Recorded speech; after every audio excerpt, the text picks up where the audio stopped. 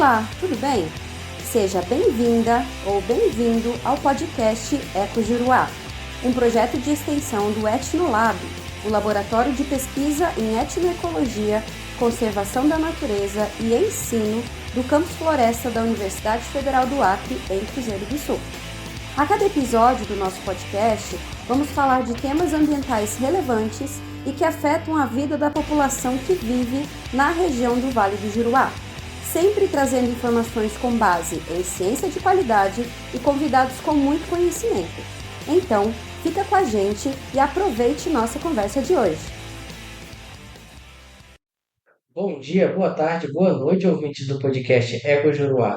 Eu sou Bruno Feliciano e hoje nós estamos com o professor Marco Bruno, ele que é formado em Engenharia Florestal pela Universidade do Estado do Mato Grosso, é mestre em Ecologia e Conservação, também pela Universidade Estadual do Mato Grosso e doutor em Ciências Florestais pela Universidade de Brasília. E atualmente ele é professor da Universidade Federal do Acre, aqui no Campus Floresta, em Cruzeiro do Sul. Olá, professor, como que o senhor está? Olá, tudo bem? É uma satisfação colaborar com a iniciativa de vocês e estou aqui à disposição para contribuir aí com o escopo do canal de vocês. Muito obrigado. É uma satisfação para nós também recebermos o senhor aqui no nosso podcast. E, professor, você poderia falar um pouco mais o que que lhe motivou a escolher o curso que o senhor escolheu, né, Engenharia Florestal? Claro, está relacionado às ciências ambientais, às ciências agrárias, com esse viés mais conservacionista, é uma vocação que eu tenho desde criança, né? Eu sou da região de Barra do Garças, Mato Grosso, é uma região que é o Cerrado, que é esse bioma aí que faz parte ali da região central do Brasil. Fui criado perto do Cerrado Rupestre, que é aquela vegetação mais ligada a afloramento rochoso, com muitas cachoeiras. Então, desde criança, eu sempre me senti parte desse universo natural. Essa vocação de lidar com a natureza, de estar perto, sempre foi um desejo de criança e que acabou se materializando na adolescência e quando eu defini sair da minha casa aos 19 anos e ir para um outro bioma que também, por incrível que pareça, está no Mato Grosso, que é a Floresta Amazônica. Então, meu contato com a Floresta Amazônica, primeiro Cerrado, depois Amazônia, foi aos 19 anos, quando eu saio da minha casa e vou estudar a graduação em Engenharia Florestal na Universidade do Estado do Mato Grosso, no município de Alta Floresta, que é um município que já está fazendo divisa ali entre o Mato Grosso e o Pará. Então, esse contato com as ciências ambientais, com as ciências agrárias, porque a engenharia florestal também está inserida dentro do contexto das ciências agrárias, aconteceu logo depois da minha adolescência. Mas essa vocação, esse amor pela natureza, isso é desde criança. Nossa, professor, é interessante ver a profundidade que o senhor tem, né, a profundidade da sua relação com esse curso.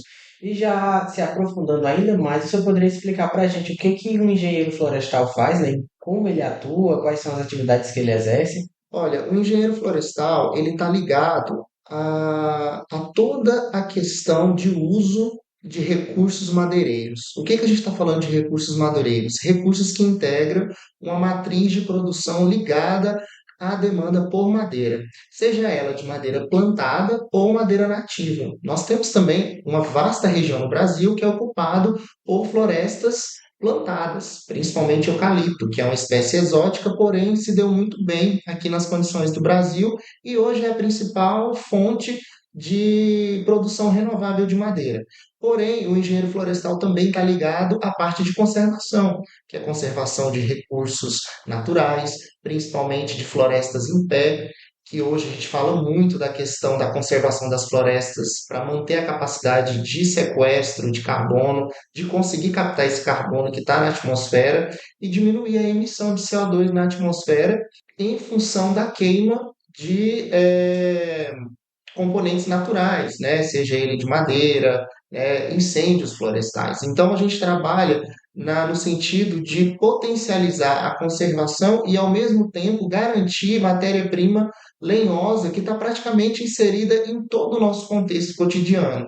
Então, o desafio do engenheiro florestal, juntamente com profissões que estão ligadas à conservação, é garantir o padrão de produção do presente e que isso perdure por muito tempo, mas que isso não seja feito a custas de degradação ambiental. Então, esse é o principal desafio da profissão. É interessante, professor, ver o tamanho, né, da engenharia florestal, o escopo que ela abrange, né? E indo por essa linha de raciocínio, em qual setor da engenharia florestal que o senhor atua como pesquisador, né? Em qual que o senhor se identifica mais? Então, no âmbito do doutoramento, desse período, eu trabalhei mais com áreas plantadas, né? Floresta de eucalipto, na região do Cerrado, que é uma região que já sofreu muita degradação histórica, principalmente depois da década de 70.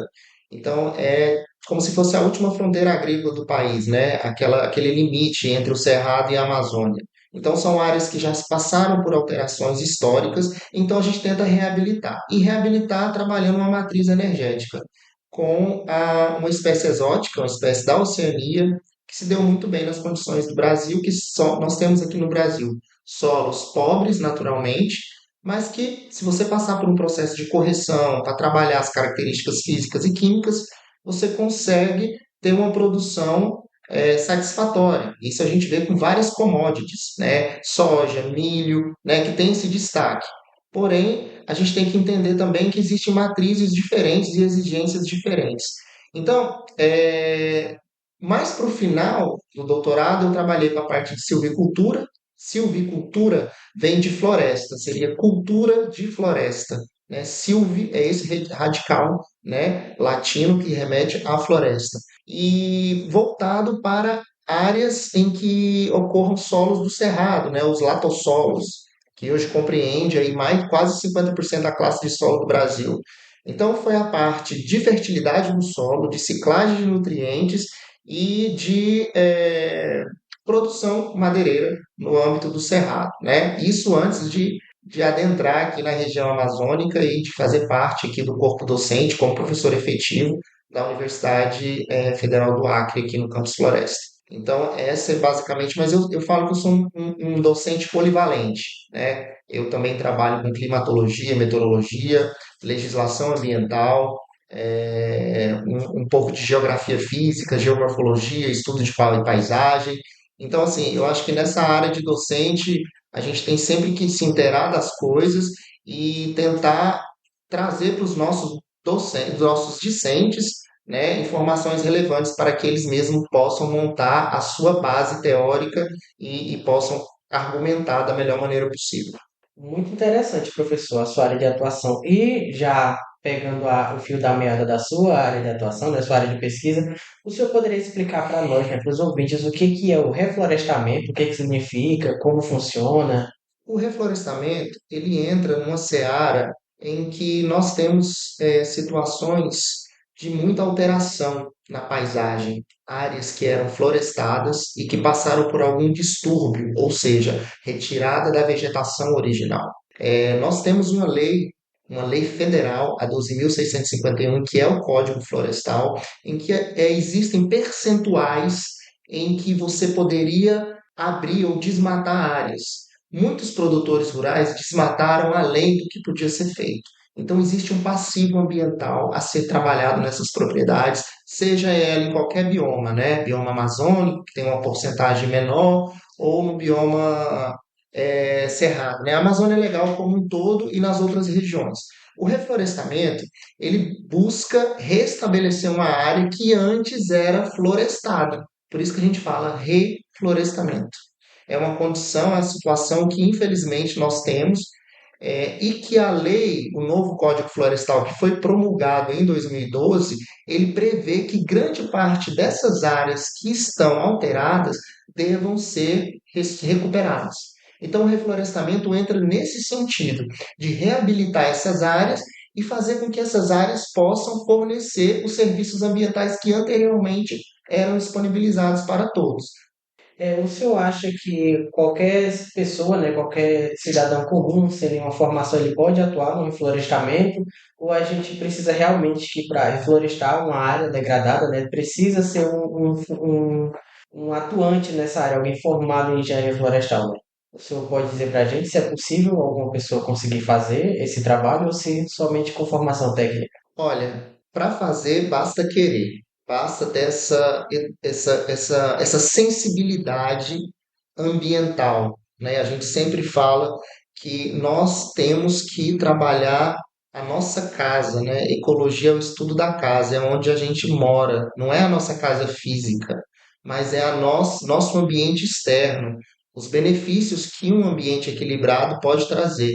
Então, qualquer pessoa que queira trabalhar nesse âmbito é bem-vinda. É claro que existe um arcabouço técnico para trabalhar com essas essências florestais, né? Existe um estudo silvicultural que tem que ser feito ao longo do tempo. O primeiro passo para você recuperar uma área é isolar qualquer fator de degradação. O ideal, vou recuperar uma pastagem. Vou cercar essa pastagem, vou impedir que o gado adentre e vou estimular que essa recuperação ocorra. Ela vai ocorrer de maneira natural. Porém, a gente pode potencializar essa recuperação. Fazendo o quê? Fazendo enriquecimento da área, plantando mudas, principalmente mudas de espécies que ocorrem naturalmente naquela área, ou fazendo o que a gente chama de topsoil, que é retirando uma parte do solo de uma área que está, digamos, intacta e levando para uma área mais degradada. Qualquer pessoa, né? Eu sempre gosto de trabalhar com conhecimento empírico, aquele conhecimento que todos nós temos e que ele não pode ser desprezado dentro do processo de ensino-aprendizagem. Então, assim, o seu conhecimento, o meu conhecimento, o conhecimento das populações tradicionais, o conhecimento dos povos originários, eles não podem ser desprezados dentro da academia. Então, a gente tem que levar em consideração. Por isso que eu falo, qualquer pessoa pode ser um mobilizador ambiental nessa seara. Ele pode fazer a diferença, só basta querer. Mas a gente une forças, tanto a parte técnica quanto a parte de conhecimento tradicional, e tenta confluir num bem maior, que é manter a saúde dos nossos ecossistemas. Interessante, professor. Você falou que o reflorestamento ambiental é como se nós estivéssemos cuidando da nossa casa, né?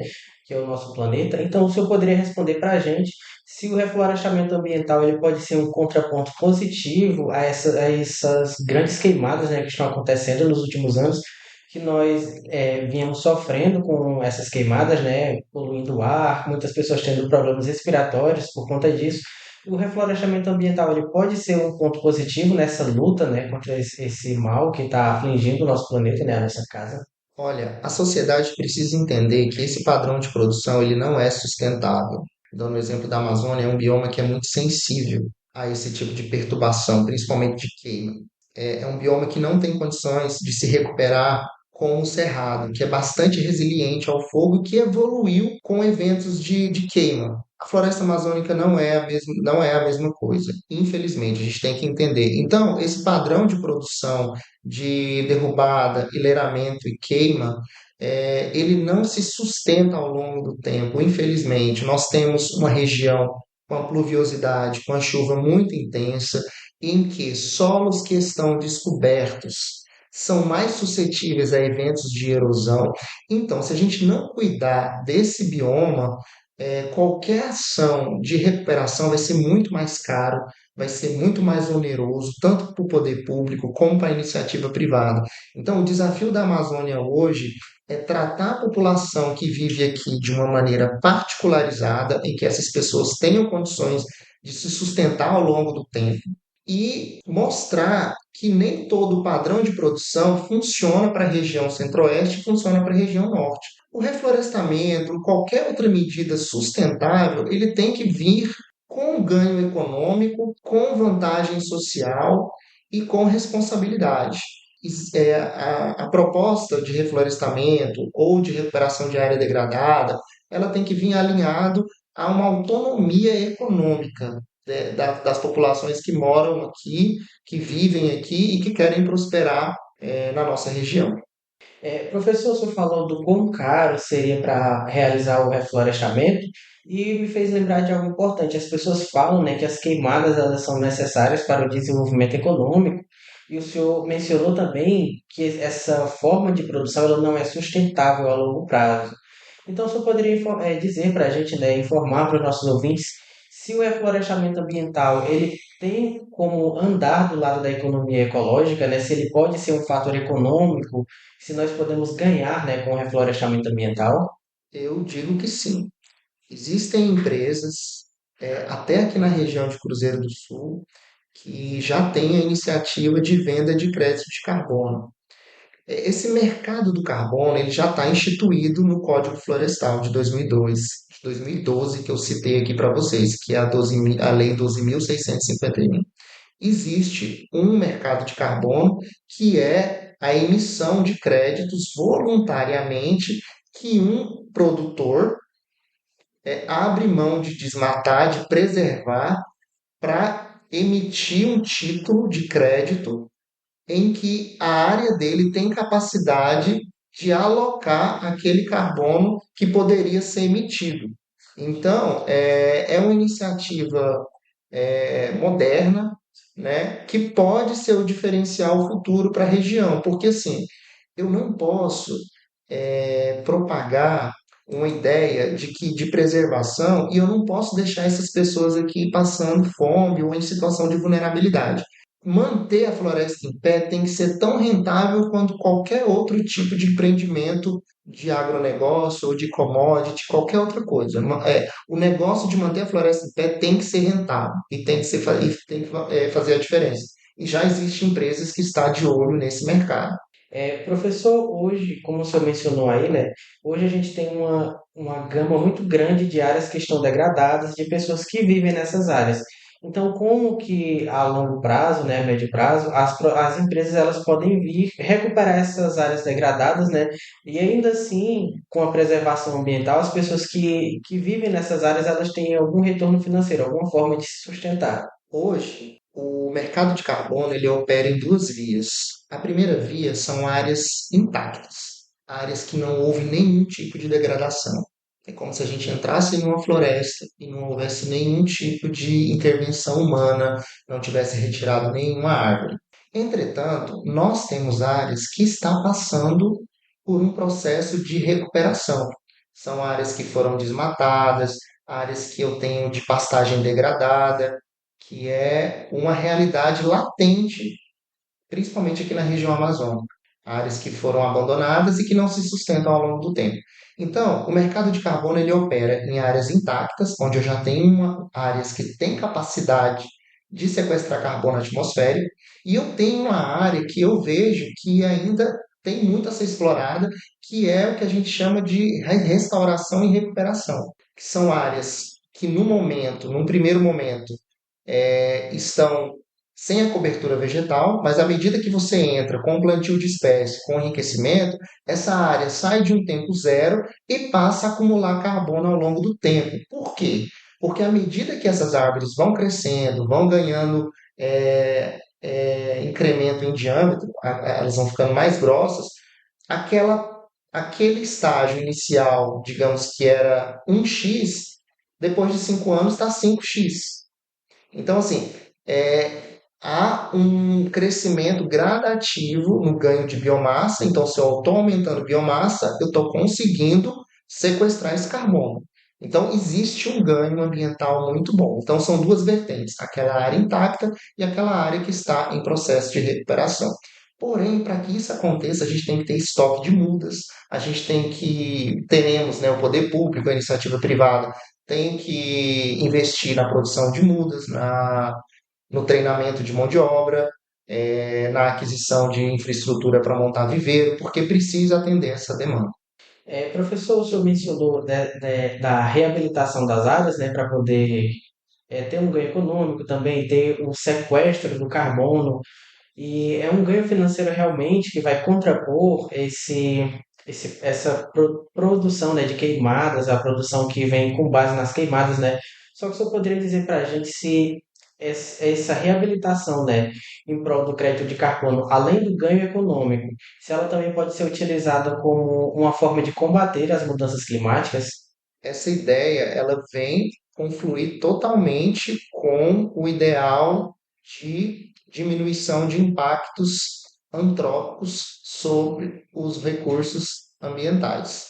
Então, quando a gente fala em ações de reflorestamento, de restauração, de diminuição na emissão de gases do efeito estufa, de uma produção mais sustentável, mais elaborada, com alto nível tecnológico, né? A gente não pode deixar de abrir mão da tecnologia nem do conhecimento técnico.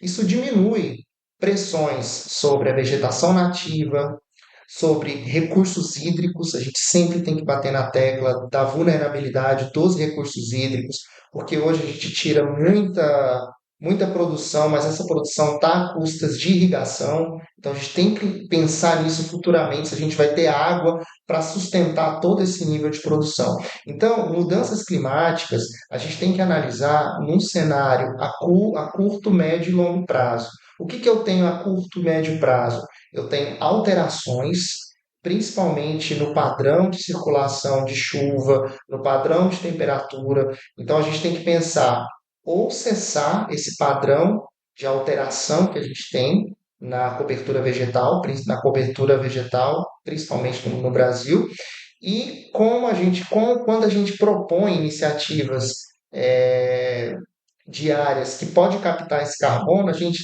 tenta mudar um pouco a escala de produção, né? A gente tenta ganhar dinheiro preservando. E quando a gente ganha dinheiro preservando, eu falo tanto o grande, o médio e o pequeno produtor, ele tem chance de tirar proveito e, ao mesmo tempo, contribuir para a sanidade do planeta, né? Isso a larga escala. Ele tem condições de fazer a diferença ali no seu próprio quintal, na sua própria pequena propriedade familiar.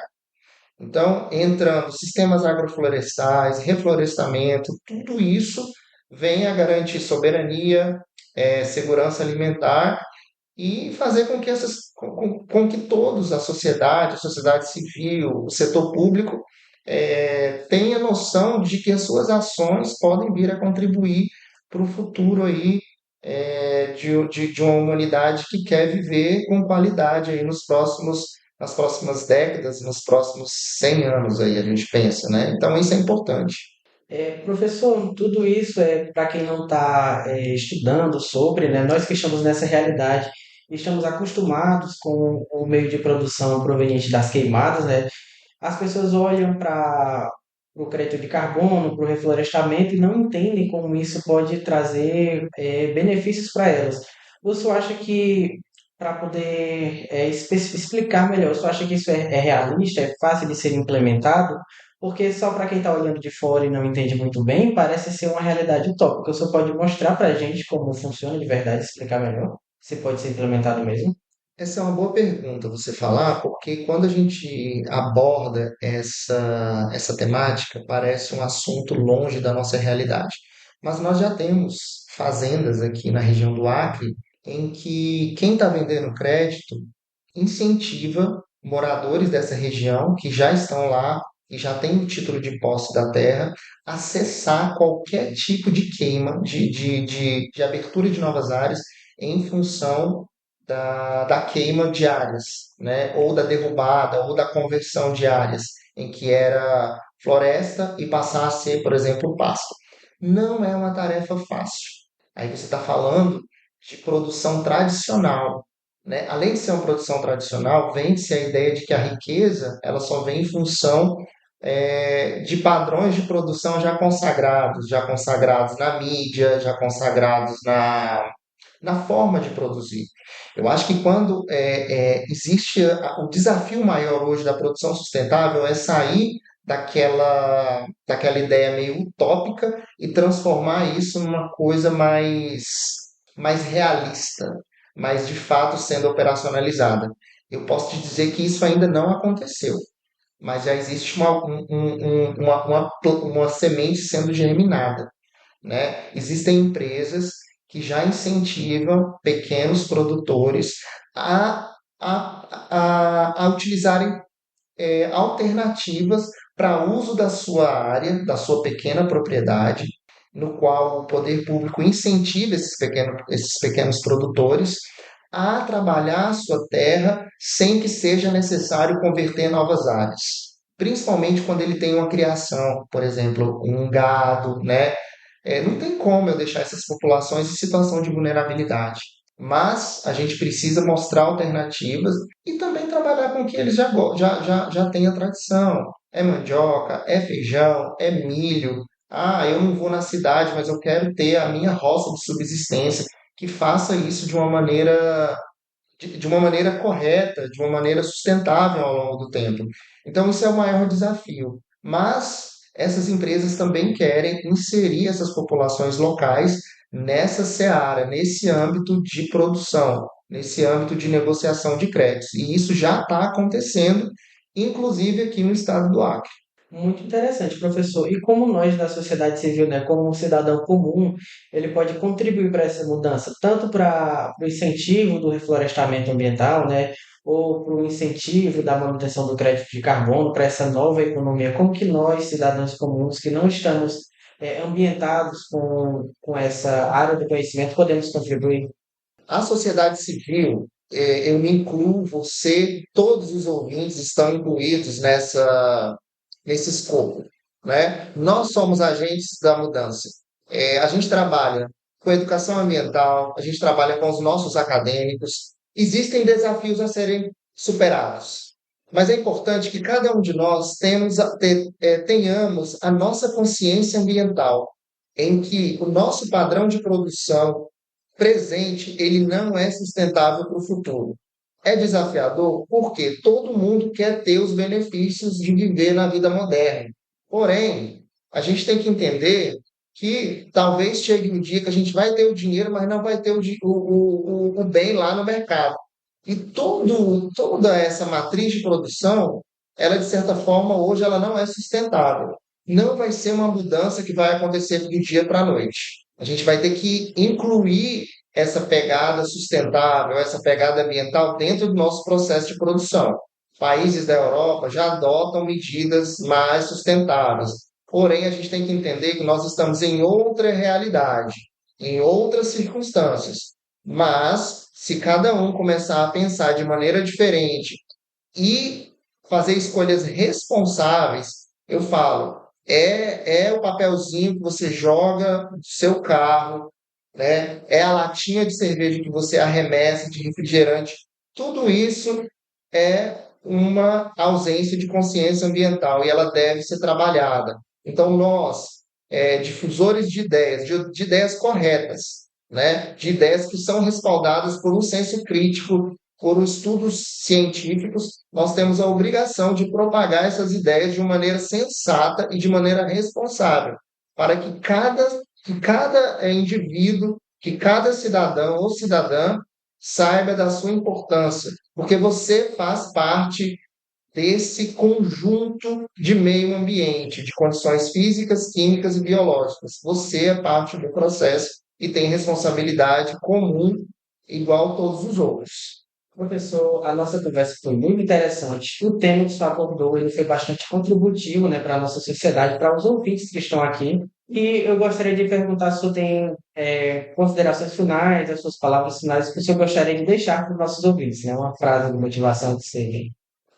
Eu sempre trabalho como docente, eu sempre eu desejo muito que os nossos acadêmicos, que essa juventude, que os nossos discentes tenham as oportunidades que aparecem dentro do nosso local de vivência, né? É tão importante a gente preparar a sociedade, preparar essa galera nova que vem, que é antenada, que é a geração Z da internet, que eles tenham condições de saber o papel deles na sociedade e que se não se deixem levar por qualquer informação que é plantada ou que é propagada de maneira irresponsável, né? Nós temos um papel muito importante a ser executado, um papel de responsabilidade, e que eu, como docente, consiga passar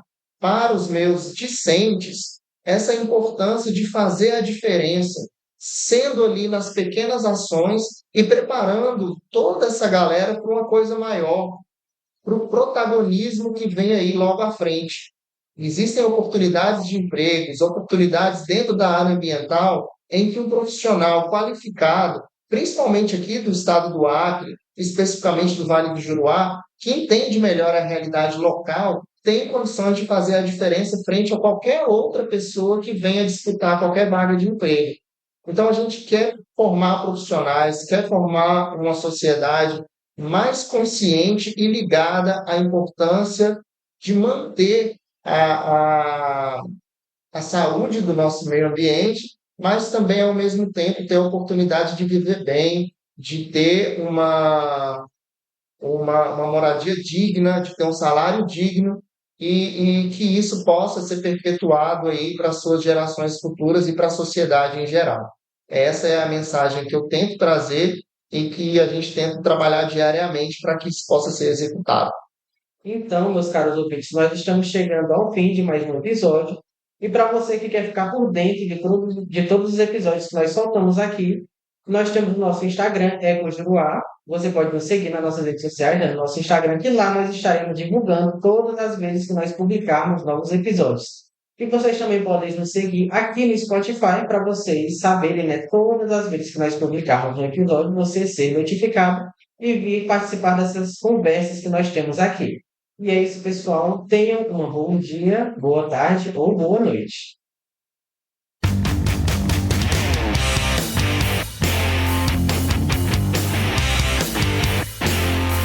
E esse foi o episódio de hoje do nosso podcast EcoJuruá. Esperamos que você tenha gostado do nosso conteúdo e agradecemos de coração por nos acompanhar até aqui. Não se esqueça de nos seguir também no Instagram. É só procurar por EcoJuruá Podcast que você acha a gente por lá, hein? Curta e compartilhe nosso conteúdo por aqui e por lá também. Um grande abraço, cuide de você, da sua família e da nossa natureza. Até o próximo episódio.